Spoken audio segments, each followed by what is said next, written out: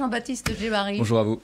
Tout commence aujourd'hui, vous êtes ministre délégué au transport. Première étape du plan annoncé par Emmanuel Macron ce lundi. On peut désormais aller circuler où on veut sans attestation. C'est parti. Alors jusqu'à 19h, il y a encore l'attestation le soir et le couvre-feu à 19h. Mais oui, le principe c'est qu'on a suspendu les restrictions de journée, donc la règle des 10 km et la restriction sur les déplacements interrégionaux. Et ça a pour conséquence pratique que nous allons remettre des trains, notamment le week-end, avec la SNCF. Nous passons de 4 trains sur 10 à 8 trains sur 10. Et la SNCF annonce également une politique des petits prix. Tous les billets que vous achetez jusqu'au 19 mai pour l'été seront... Enfin, vous aurez 5 millions de billets à 39 €. Et puis surtout, vous aurez des billets pour les moins de 12 ans à 8 € tout l'été. Et donc, c'est un geste tarifaire qui accompagne cette reprise. Alors ça, ce sont des offres tarifaires de la SNCF. Absolument, je suis un peu que vous relayez, puisqu'on rappelle que l'État, évidemment, tutelle. Pas de retour du trafic à la normale à la SNCF. Non, on passe de 4 TGV sur 10, pour ne prendre l'exemple que des TGV, à 8 TGV sur 10 les week-ends, avec l'idée de monter aux puissances tout au cours du printemps et de faire un été quasi normal. On avait fait l'an passé un été avec 85% de la fréquentation habituelle, ce qui était plutôt un bon été. On espère au moins faire un été sur le ferroviaire et sur l'aérien, sachant que les trafics vont être essentiellement domestiques ou européens, de faire un été qui ressemblera à celui de l'an passé. Donc vous visez au minimum le même objectif de 85% à la SNCF. Et dans l'aérien, vous l'évoquiez, les vols domestiques qui reprennent aujourd'hui, les vols intérieurs. Les vols domestiques, un certain nombre de vols Schengen. Il y a encore parfois des pays pays européens qui posent certaines restrictions, mais l'idée c'est qu'effectivement on aura quand même beaucoup plus de vols domestiques et de vols européens à compter d'aujourd'hui. L'idée pour l'été, c'est là aussi d'avoir un été le plus normal possible, avec des destinations qui ne seront probablement pas toutes ouvertes, mais effectivement sur l'Europe, sur l'Afrique, peut-être sur les États-Unis, avec Singapour, d'avoir des corridors sanitaires ou des accords qui nous permettent de retrouver une dynamique pour le trafic aérien également. Mais alors, vous parliez tout à l'heure du couvre-feu. Effectivement, jusqu'au 19 mai, il est encore à 19h, mais ça ne va pas s'arrêter pile à 19h. Il va y avoir une forme de tolérance, parce qu'entre circuler complètement normalement dans la journée puis s'arrêter net à 19h, vous savez bien que ce n'est pas possible. Bien sûr, il y a toujours les motifs impérieux. Si vous avez des motifs de travail, des motifs sociaux, si vous allez chercher quelqu'un à un aéroport ou à une gare, par exemple, au-delà de 19h, vous pouvez évidemment vous y rendre avec attestation, ça continue. C'est le principe, d'ailleurs, qui a prévalu pendant toutes ces semaines. Et donc ça continue. À compter du 19 mai, effectivement, le couvre-feu passe à 21h, jour de la réouverture des terrasses. Ça, j'ai bien noté ça dans mon agenda. Et les choses se déroulent ensuite jusqu'au 9 juin, puis le 30 juin, de manière à essayer de retrouver... Mais il va y avoir des contrôles, par exemple, dans les gares, sur les routes, à votre avis toujours des contrôles qui sont faits en gare. Renforcés ou un peu allégés? Il y aura des contrôles, je n'en ai pas encore discuté avec Gérald Darmanin, mais il y aura des contrôles. C'est le principe de poser une règle et de s'assurer qu'elle est respectée. Quelles sont les règles dans le transport aérien à partir du 9 juin? Dans le calendrier annoncé par Emmanuel Macron, le 9 juin, il est bien inscrit « Retour des touristes, accueil des touristes étrangers avec passe sanitaire ». Qu'est-ce que ça veut dire?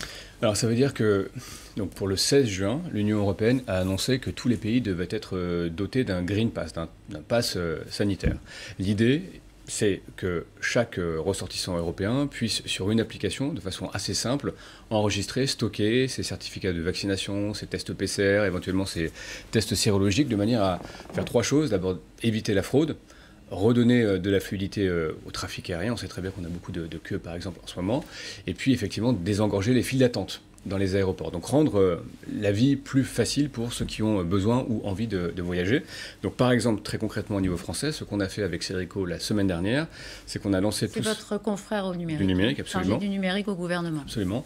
Donc nous avons lancé jusqu'à fin mai une série d'expérimentations avec Tous Anti-Covid qui permet de stocker, d'enregistrer les tests PCR sous la forme d'un QR code envoyé par l'assurance maladie, qui donc certifié, authentifié, et qui permet aujourd'hui sur la Corse, demain sur les Antilles, après-demain sur quelques destinations européennes partenaires, d'avoir cette fluidité de voyage. L'idée, c'est d'être prêt, voilà, à compter du 9 à la mi-juin, et dans le même temps, ça c'est au niveau européen, dans le même temps, nous allons négocier avec un certain nombre de partenaires. Je parlais tout à l'heure des Américains, je reparlerai à nouveau avec mon homologue américain, peut-être courant de cette semaine, de négocier des accords bilatéraux qui permettent aux ressortissants français, européens et américains de se rendre les uns chez les autres comme avant, mais avec des mesures sanitaires. J'essaie de comprendre, parce que vous dites on négocie, vous donnez des dates. Par exemple, quand je lis « Accueil des touristes étrangers avec passe sanitaire », est-ce qu'à partir du 9 juin, les Américains peuvent venir en France? C'est l'objet même des négociations, des discussions. Donc que nous c'est un avons objectif. C'est un objectif, le 9 juin, absolument. Les Américains, les Africains... On essaie avec Singapour, avec les Américains. L'idée, c'est la réciprocité. En tout cas, le principe, c'est la réciprocité. Si les Américains viennent, les Européens doivent pouvoir aller aux États-Unis. La deuxième idée, c'est la sécurité sanitaire. Donc ça renvoie aux politiques de vaccination et aux politiques que j'ai exprimées juste avant sur la disponibilité de tests numériques, par exemple, de manière à nous assurer que ça, de chaque côté... C'est un outil, mais c'est un outil important. Mais est-ce qu'il y aura un outil européen? Est-ce qu'il y aura une application européenne? Non, il y aura une interopérabilité européenne. Il y a plein d'initiatives internationales. Peut-être qu'à terme, il y aura une application qui va l'emporter sur d'autres. Mais pour l'instant, il y a un cadre où toutes les applications sont interopérables. Et nous avons, débuté... C'est-à-dire que tout anti-Covid sera accepté par... les Grecs. La Grèce, voilà, exactement. Et l'idée, c'est que nous faisons tous les tests sur tous anti-Covid avec l'imprimerie nationale, avec d'autres partenaires français, de manière à concentrer nos efforts sur une application, de manière à lui donner les meilleures chances de réussite. Alors, ça part un peu dans tous les sens, mais il y a des tas de questions. Tous anti-Covid, par exemple. On aura, la CPAM envoie un test PCR négatif et on le télécharge sur tous anti-Covid. Le principe, c'est que vous allez faire votre test. Les tests sont envoyés par le laboratoire sur le serveur de l'assurance maladie, le serveur SIDEP. L'assurance maladie l'envoie. Vous envoie un texto à vous que vous recevez. Et le texto que vous recevez vous permet de télécharger votre QR code et de l'intégrer, de le stocker dans tous anti-Covid. Le test PCR. Le test PCR aujourd'hui, mais demain, l'idée, ce sera d'avoir effectivement le certificat de vaccination ou le test d'immunité sérologique. Le certificat de vaccination, si on n'a qu'une dose, il ne vaut rien. Il faut avoir les 2 doses. Oui, alors c'est tout le sujet de savoir également si vous avez été atteint par la maladie, est-ce qu'il vous faut une dose ou 2 doses. Bref, l'idée, à la fin de la fin, c'est d'avoir un système très simple où vous stockez vos documents et à l'aéroport, vous avez une couleur, c'est vert ou c'est rouge. Si c'est vert, vous passez. Si c'est rouge, on vous aide à trouver une solution. Accueil des touristes étrangers avec passe sanitaire. Pour l'instant, vous ne pouvez rien annoncer parce que vous négociez. L'objectif, c'est que les Américains, par exemple, mais d'autres...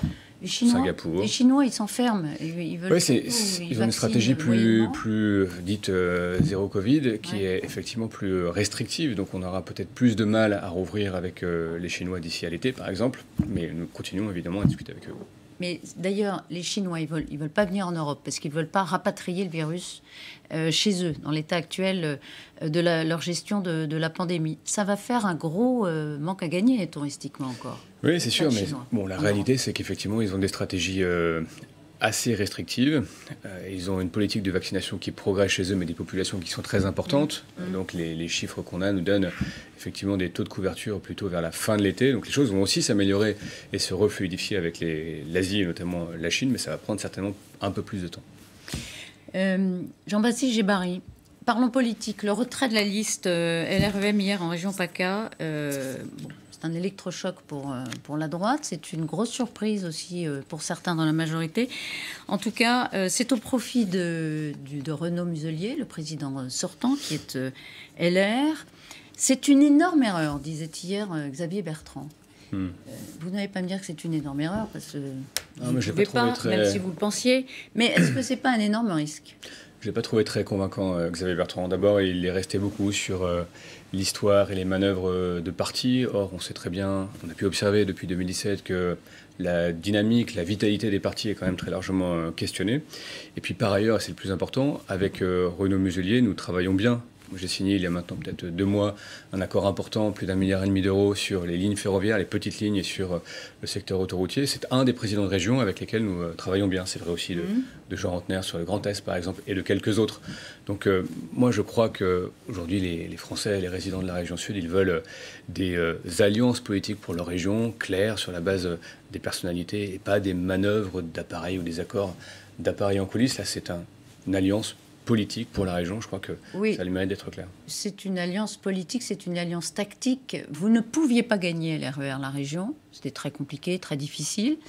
Et Renaud Muselier, lui, avait peur de la perdre. Est-ce que ça n'est pas des élections, mais l'alliance, comme on dit parfois, l'alliance de 2 faiblesses en réalité? On verra à la fin, parce que si Renaud Muselier gagne, on dirait évidemment totalement l'inverse. Dans le risque de la région Sud... Donc c'est un risque. Le risque de la région Sud, c'est le Front National. c'est Thierry Mariani, qui a d'ailleurs beaucoup varié au gré de sa carrière politique, et c'est effectivement le risque de voir cette région importante, structurante pour notre territoire, être prise par le Front National, qui, je crois, n'a pas beaucoup d'ambition pour elle. Mais vous ne prenez pas le risque de jeter une partie des électeurs LR dans les bras de Thierry Mariani? Non, mais si vous voulez, moi, Est-ce qu'il existe ce risque?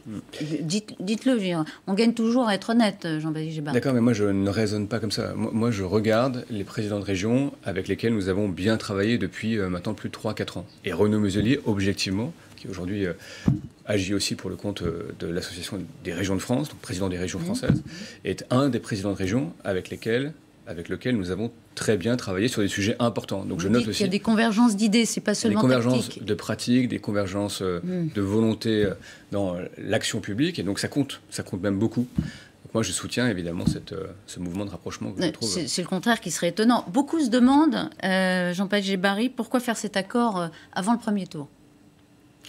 L'idée, c'est de maximiser, de concentrer les forces au premier tour pour peser face au risque FN. C'est l'idée qui prévaut et qui, je crois, est facile à comprendre. On a des personnalités, y compris de La République En Marche, qui sont très largement implantées en région sud. Je pense à Sophie Cluzel, je pense à Christophe Castaner, qui prendront part à cette campagne. Et évidemment, c'est de concentrer les forces en vue du premier tour. On va voir Castaner et Muselier côte à côte faire campagne. Eh bien, je crois que ce sera ce qu'on verra, parce que Renaud Muselier a certainement compris que ce dépassement qui a commencé en 2017, il est très largement à l'œuvre, et qu'il est l'homme d'un centre droit équilibré. Je le dis, on a très bien travaillé avec lui sur différents sujets. Pourquoi est-ce que c'est le Premier ministre qui a annoncé cet accord local? Parce que c'est le Premier ministre qui est le chef de la majorité présidentielle. Ça lui est conféré par la Constitution, et il a rempli là son office. Oui, on pourrait dire, parce que...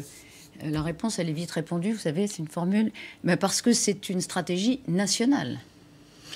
Oui, on peut effectivement faire tous les commentaires qu'on souhaite. Moi, je ne pense pas qu'il y aura de stratégie Renaud Muselier aurait pu regarder un peu la typologie des régions, les présidents sortants, les candidats de la République En Marche que nous avons, ou en lien avec le MoDem sur différents territoires.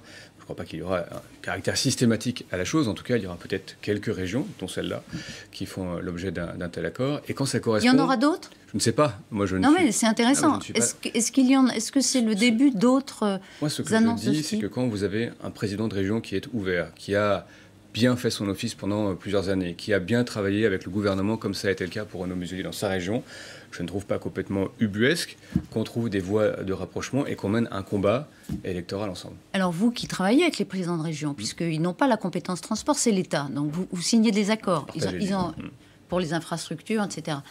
Dites-moi, quel autre profil de président de région? J'ai cité tout à l'heure Jean Rotner, donc de la région Grand Est, avec lequel nous avons signé un accord très en amont. Vous savez que nous avons lancé un grand plan sur les petites lignes ferroviaires. Avec Jean Rotner, nous avons signé le 20 février 2020. Juste avant la pandémie mondiale du Covid-19. Donc il y a des présidents de région qui ont su travailler de façon très constructive avec le gouvernement, mais je pourrais en citer d'autres. Dites-nous. Avec François Bonneau, Centre Val de Loire et quelques autres, avec lesquels, sur les sujets transport, nous avons très bien travaillé. Et donc, si à un moment les choses se posent dans le débat comme cela, ça ne me paraîtrait pas complètement aberrant. Faut regarder, vous signez des accords finalement, puis après on peut flécher les accords possibles. Eh bien, écoutez, je ne l'avais pas anticipé comme ça, mais si vous voulez faire l'exercice, vous y trouverez peut-être des enseignements intéressants. Jean-Baptiste Djebbari, Bruno Le Maire a dit plusieurs fois, depuis des semaines et des mois, que la réforme des retraites est nécessaire pour le pays. Est-ce que vous souhaitez que la question de la suppression des régimes spéciaux soit remise sur la table avant 2022 ? Moi, je pense qu'on aura besoin à un moment d'une réforme des retraites. Pour une raison simple que tout le monde peut comprendre, c'est que... non, mais je le dis, mais d'un mot. Après, je pense qu'on aura besoin d'une réforme des retraites parce que les parcours professionnels ne sont plus les mêmes qu'avant et qu'on a beaucoup d'inéquité dans le système actuel. Mais je pense que la priorité, c'est de reconstruire les attributs industriels de ce pays, d'avoir à nouveau de grandes politiques industrielles pour l'énergie, pour le secteur automobile, de continuer à être fort sur l'aéronautique, vous voyez, de reconstruire les infrastructures de ce pays. C'est le cas du plan pour les petites lignes ferroviaires. Donc tout ça va de pair. Moi, je veux qu'on ait un grand projet de conquête économique industrielle et qu'on modernise, qu'on mette à jour notre logiciel social. C'est indispensable pour le pays. Et donc je ne sais pas dans quand cette mise à jour du logiciel social, est-ce que vous souhaitez la suppression des régimes spéciaux qui avaient mis tous les cheminots en grève?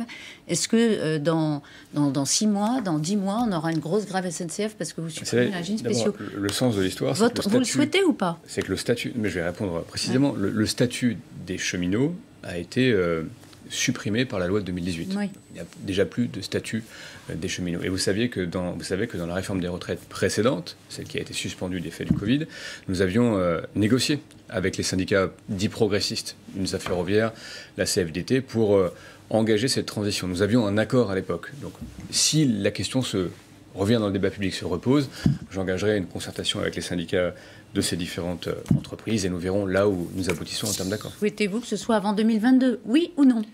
Moi, je ne sais pas si c'est possible. Vous en ne tout me cas, dites pas oui. Je souhaite qu'effectivement... En l'occurrence, qui ne dit pas oui ne consent pas ce matin. Double négation intéressante. Merci beaucoup, Jean-Baptiste Djebari. On est obligé d'avoir des circonvolutions avec vous. Est-ce que vous ne dites pas toujours les choses clairement? C'est dommage. Je reviendrai. Merci, Jean-Baptiste Djebari, d'avoir été ce matin sur LCI.